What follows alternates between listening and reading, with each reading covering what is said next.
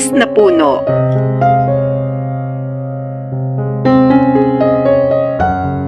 Isang araw ay may isang lalaki ang naatasan na umakyat sa puno ng niyog upang kuhanin ang bunga nito.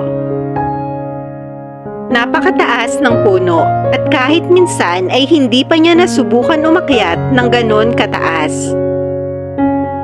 Kaya sa araw na iyon ay sinamahan siya ng kanyang ama. Nag-umpisa na ang umakyat ang lalaki, habang ang ama ay nakatingin lamang sa kanya. Nang magsimulang umakyat ang anak ay tahimik lamang ang tatay at walang sinabi. Nang ang anak ay nasa kalagitnaan na ay hindi pa rin umiimik ang ama. Nang ang anak ay nasa ituktok na ng puno ay wala pa rin sinabi ang ama. Pagkakuha niya ng bunga ng niyog ay nagsimula na siyang bumaba. Iniisip niya, ito pa lang ang unang beses na nakakyat siya ng ganoon kataas na puno. Ngunit bakit wala man lang sinabi o iminungkahi ang kanyang ama? Nang nasa kalagitnaan na siya pababa ay hindi pa rin umiimik ang kanyang ama. At nang nasa 5 metro na lamang ang kanyang taas ay biglang nagsalita ang kanyang ama.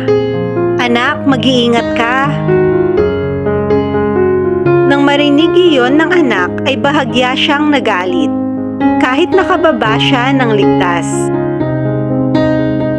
"Ama, noong bago ako umakyat wala kang sinabi. Noong nasa taas na ako wala kang sinabi. Tapos kung kailan malapit na akong makababa ay saka mo lang sinabi na mag-ingat ako? Bakit?" Sumagot ang ama. "Anak, noong magsimula kang umakyat, nag-ingat ka. Noong nasa taas ka na, nag-ingat ka. Noong nasa kalagitnaan ka na, ay mayroon ka pa ring konsentrasyon. Ngunit nung malapit mo nang maabot ang lupa, napansin ko na masyado ka ng kumpiyansa at nawawala na ang iyong konsentrasyon.